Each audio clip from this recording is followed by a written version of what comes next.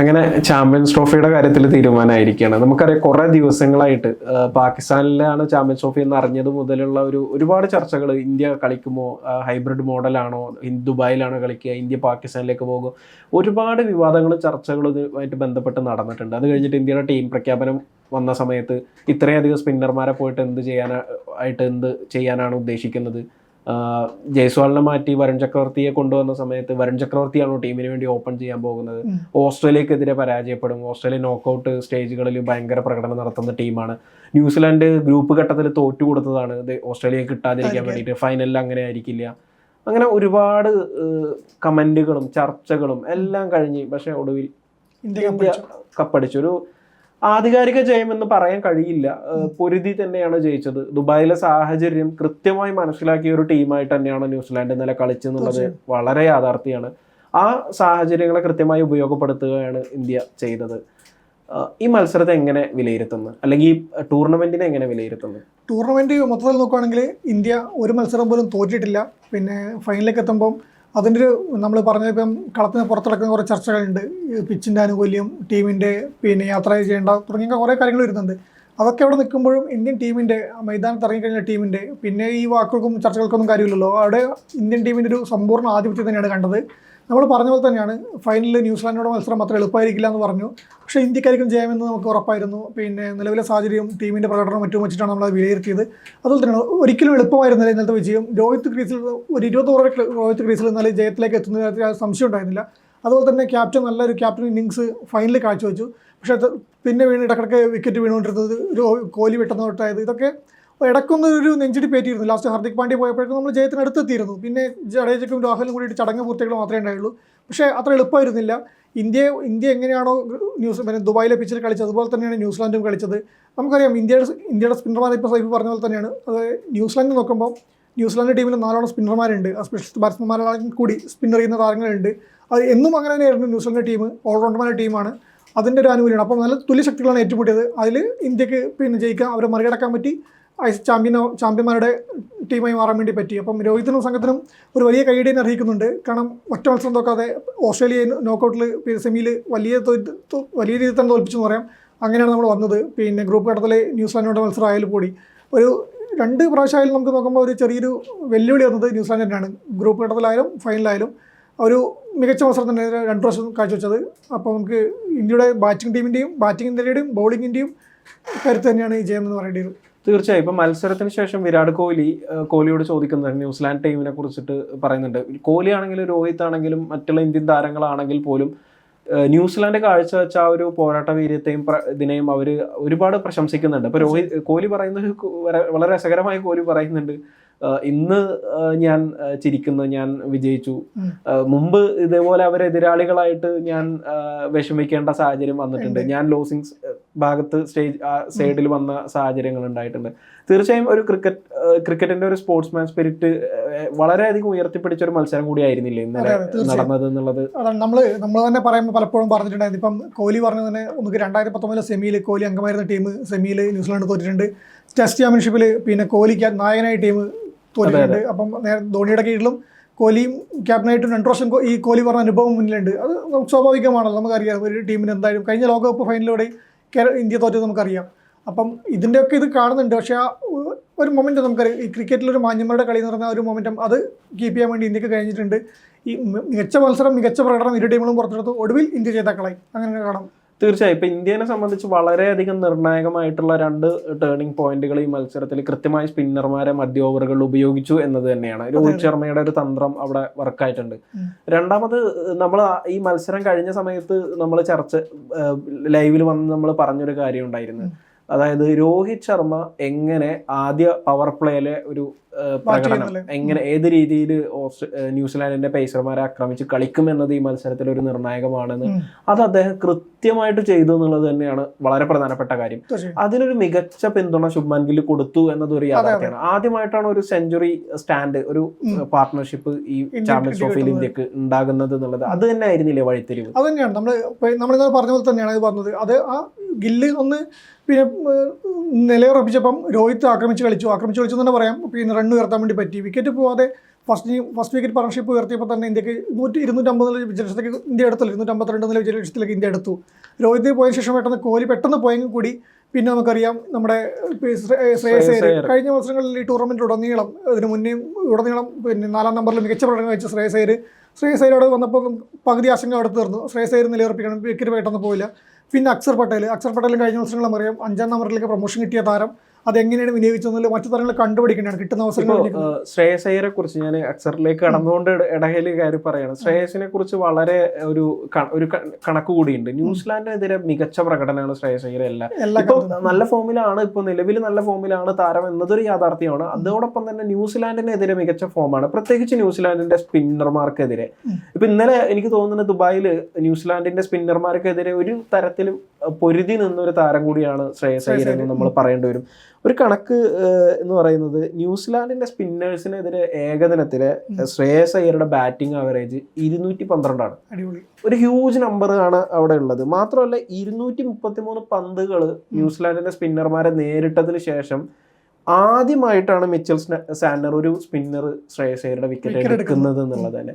എനിക്ക് തോന്നുന്നത് ദുബായിലെ സ്പിന്നിന് അനുകൂലമായ ഈ പിച്ചിൽ ന്യൂസിലാൻഡിന്റെ സ്പിൻ തന്ത്രങ്ങളെ ഒരു പരിധി വരെ നേരിടാൻ ശ്രേയസ് അയ്യർ മുന്നിൽ തന്നെ ഉണ്ടായിരുന്നു എന്നുള്ളത് ഒരു യാഥാർത്ഥ്യം. നമുക്ക് ഗ്രൂപ്പ് ഘട്ടത്തിൽ കണ്ടാണ് ഇന്ത്യ ടോപ്പ് സ്കോർ അന്ന് ശ്രേയസ് അയ്യർ ഗ്രൂപ്പ് ഘട്ടത്തിലെ അവസാന മത്സരത്തിലും. പിന്നെ ഈ ന്യൂസിലാൻഡ് ഏറ്റവും നല്ല സ്പിൻ ആക്രമണം തന്നെയാണ്, അത് വെട്ടോറിയുടെ കാലം തൊട്ട് അങ്ങനെ വരുന്നത് തന്നെയാണ്. അവിടെയൊക്കെ ഈ ഇന്ത്യയുടെ മധ്യ ഓവറുകളിൽ ഇന്ത്യയുടെ പ്രശ്നവും സ്പിന്നിനെ കളിക്കാനുള്ളത് എല്ലാ താരങ്ങളില്ലാത്ത പ്രശ്നമായിരുന്നു. കോഹ്ലിയൊക്കെ ബുദ്ധിമുട്ടിയിട്ട് നമ്മൾ കണ്ടാണ്. കോഹ്ലി കഴിഞ്ഞ ഓസ്ട്രേലിയക്കെതിരെ അത് മറികടന്നിട്ടുണ്ട്. പക്ഷേ നമ്മൾ കണ്ടാണ് അവിടെയൊക്കെ ഏറ്റവും നിർണായകമായ ഒരു ഇന്നിങ്സ് കാഴ്ചവെച്ചത് ശ്രേയസ് അയ്യർ തന്നെയാണ്. ഇന്നിങ്സ് പാർട്ണർഷിപ്പുകൾ ബിൽഡ് ചെയ്ത് റൺ കൊണ്ടുവന്നത്. ഇന്നലെ ചേസ് ചെയ്യുമ്പോഴും നമുക്കത് രോഹിത്തിനൊപ്പം പിന്നെ രോഹിത്തിൻ്റെ വലിയ ഉയർന്ന സ്കോറിനൊപ്പം പറയുമ്പോഴും ഈ ശ്രേയസ് അയ്യരും അക്സർ പട്ടേലും KL രാഹുലും ആ താരങ്ങളുടെ സംഭാവനയാണ് നമുക്ക് വിജയത്തിലേക്ക് എത്തിച്ചത്, അടുപ്പിച്ചത് വലിയൊരു പരിക്കില്ലാതെ. അപ്പം ഇന്നലെ സാന്റ്നർ വിക്കറ്റ് പറയുമ്പോൾ നമുക്കറിയാം ശ്രേയസ് അയ്യർ അതൊരു പിന്നെ ആ സമയത്തേക്ക് ആകുമ്പോൾ നമുക്ക് ചെറിയ ടെൻഷനൊന്നും ഇല്ലാത്തൊരവസ്ഥയിലേക്ക് എത്തിയത്. കാരണം ജയം ഉറപ്പായിരുന്നു. പിന്നെ വിക്കറ്റ് 2 വീണപ്പോഴാണ് വീണ്ടും സംശയം വന്നത്. പക്ഷേ എന്നാലും കുഴപ്പമില്ലാത്ത രീതിയിൽ തന്നെ നമ്മൾ വിജയത്തിലേക്ക് അടുത്തടുത്ത് പോയിരുന്നു. ബോളും റണ്ണും നമ്മൾ വലിയ വ്യത്യാസമില്ലാത്ത രീതിയിൽ കൊണ്ടുപോകാൻ ടീമിന് കഴിഞ്ഞിരുന്നു. അപ്പോൾ നമ്മൾ ഉറപ്പിച്ച വിജയമായിരുന്നു. ശ്രേയസ് അയ്യർ ഉറപ്പിച്ച് തന്നു.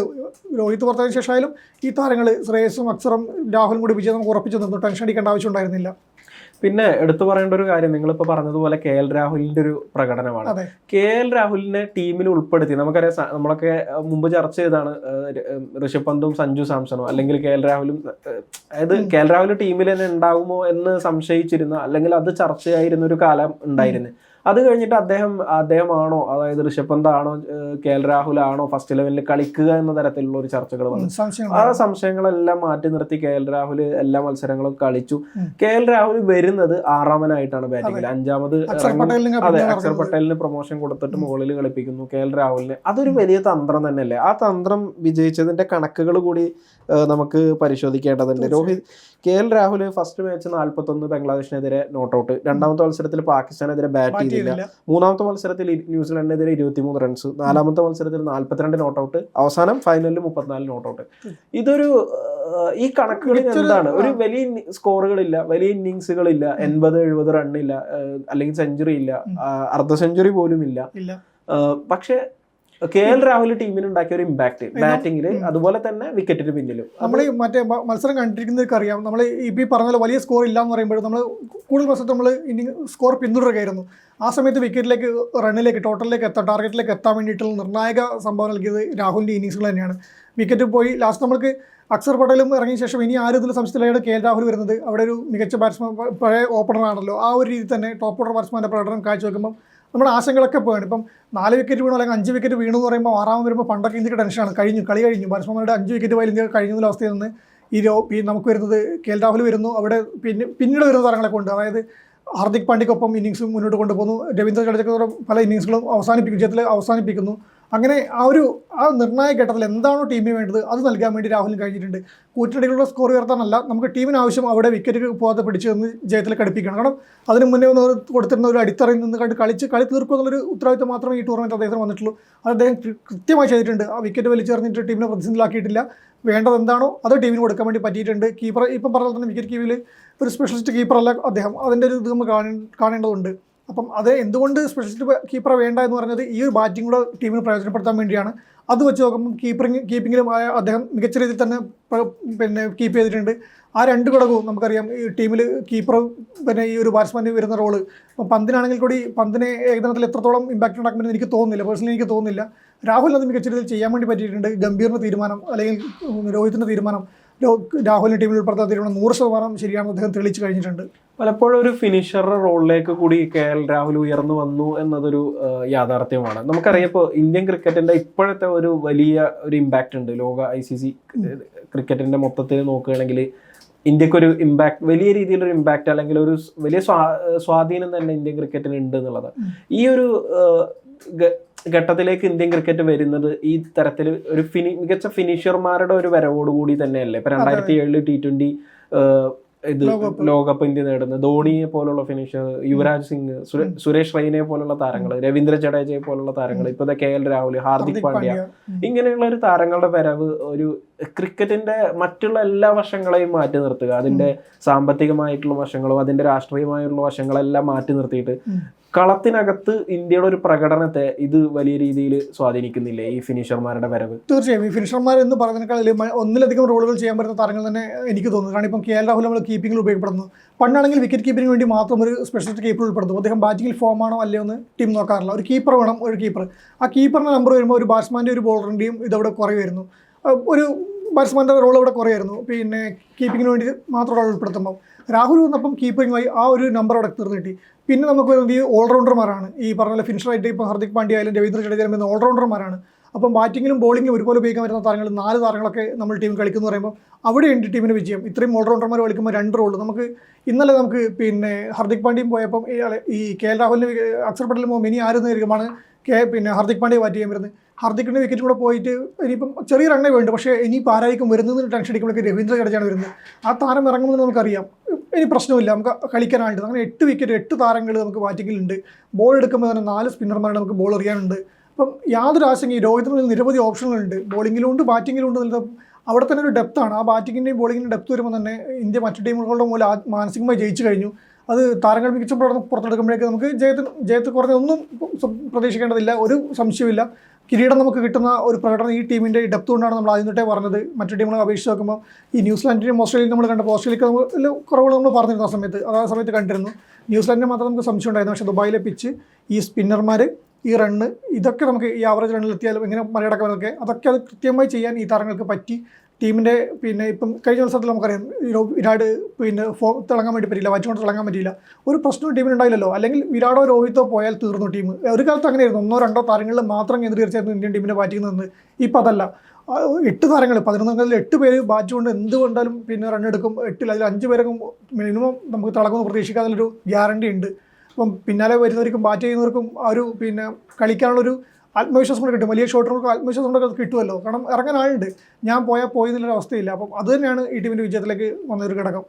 തീർച്ചയായും. ഇപ്പോൾ ഇത് പറയുകയാണെങ്കിൽ മത്സരത്തിന്റെ മുമ്പാണെങ്കിലും ഈ ടൂർണമെന്റിന് മുമ്പാണെങ്കിലും ടൂർണമെന്റിന് ഇടയിലാണെങ്കിലും ഇന്ത്യൻ ടീമിനെതിരെ ഒരുപാട് വിമർശനങ്ങൾ കൂടി വന്നിട്ടുണ്ട്. അവർക്ക് കൂടിയുള്ള ഒരു മറുപടിയല്ലേ, പ്രത്യേകിച്ച് ഷമാ മുഹമ്മദിന്റെ ഒരു സ്റ്റേറ്റ്മെന്റ് വലിയ രീതിയിൽ ചർച്ചയായിരുന്നു. രോഹിത് ഒരു അൺഇംപ്രസീവ് ക്യാപ്റ്റൻ ആണ് എന്ന രീതിയിൽ അദ്ദേഹത്തെ ബോഡി ഷെയിം ചെയ്തു എന്ന തരത്തിലുള്ള വിമർശനങ്ങൾ ഒക്കെ വന്നിരുന്നു. അവരതിൽ നിന്ന് ആ പോസ്റ്റ് ട്വീറ്റ് നീക്കം ചെയ്യേണ്ടി വന്നു.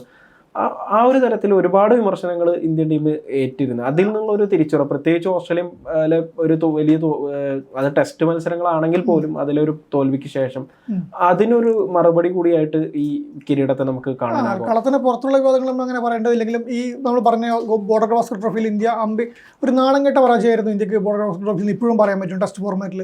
അപ്പോൾ തന്നെ ഇർഫാൻ പത്താനെ പോലുള്ള താരങ്ങൾ പറഞ്ഞിരുന്നു നമുക്ക് ചാമ്പ്യൻഷിപ്പിലേക്കും ഒരു ആശങ്കയും ഇല്ല, രോഹിത്തും കോഹ്ലിയും ഏകദിന ക്രിക്കറ്റിലെ മികച്ച ബാറ്റ്സ്മാനാണ്, അവരവിടെ തിളക്കുന്നത്. അത് തന്നെയാണ് ടെസ്റ്റ് ക്രിക്കറ്റിൽ ഇപ്പോഴും നമ്മൾ ഇന്ത്യയുടെ അവസ്ഥ എന്നാണ് നമുക്ക് ഇപ്പം വരുന്ന ഇംഗ്ലണ്ടിൻ്റെ പരമ്പരയിൽ നമ്മൾ കാണേണ്ട, IPL ശേഷം വരുന്ന പരമ്പരയിൽ കാണേണ്ടതുണ്ട്. അതിനെ ഇന്ത്യ എങ്ങനെ സജ്ജമാക്കുന്ന അടുത്ത വിഷയമാണ്. കാരണം ആ ഫോർമാറ്റിൽ നിലവിൽ ഇന്ത്യൻ ടീം അത്ര പോരാ. നിലവിൽ ഇപ്പം ഈ T20 പരിമിത ഓവർ ക്രിക്കറ്റിലെ ഇന്ത്യൻ ടീമിൻ്റെ പ്രധാനം വെച്ച് നോക്കുമ്പോൾ ഈ ടെസ്റ്റ് ടീം പിന്നെ നമുക്ക് ഒരിക്കലും തട്ടിച്ചു വെക്കാൻ പറ്റുന്ന ടീമല്ല. അത് വേറെ തന്നെ ഒരു ഘടകമാണ്. അപ്പം വിമർശനങ്ങൾ അതിൻ്റെ പേര് നിരവധി ഉണ്ടായിട്ടുണ്ട്. രഞ്ജി കളിക്കാൻ വേണ്ടി ഒരു സീനിയർ താരങ്ങൾ നിർബന്ധിതരായിട്ടുണ്ട്.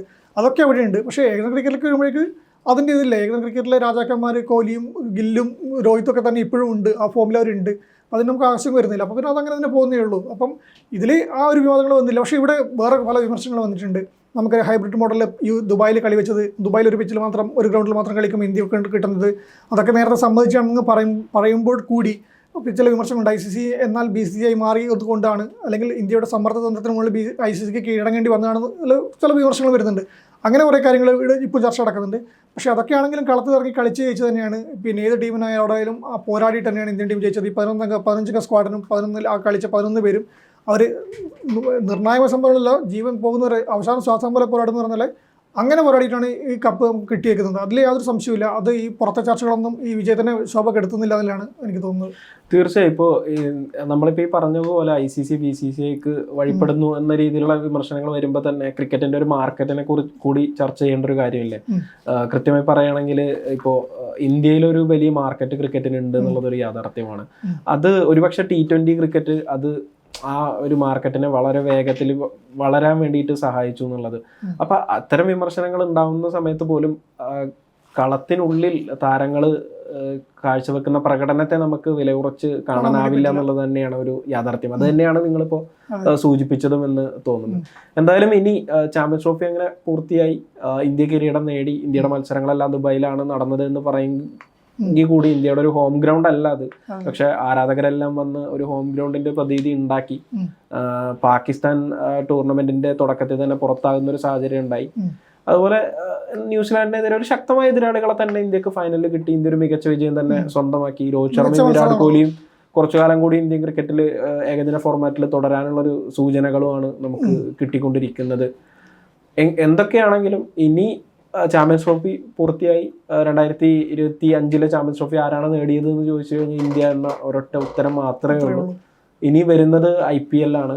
അപ്പൊ ആ ഒരു രീതിയിൽ ഇനി വേറൊരു ഘട്ടത്തിലേക്ക് കടക്കാൻ പോവാണ്. അപ്പൊ ഇതുവരെ ഇന്ത്യ എന്നുള്ളൊരു വികാരത്തിനകത്ത്, അതെ, അതായത് ഇന്ത്യ എന്നുള്ളൊരു വികാരത്തിനപ്പുറത്തേക്ക് ഇനി മുതൽ ചെന്നൈ, മുംബൈ, ബാംഗ്ലൂർ എന്നൊക്കെ പറഞ്ഞിട്ട് ആരാധകർ ആ ക്രിക്കറ്റിന്റെ കൂടെ തന്നെ സഞ്ചരിച്ചു കൊണ്ടിരിക്കുകയാണ് എന്നുള്ളതൊരു യാഥാർത്ഥ്യമാണ്.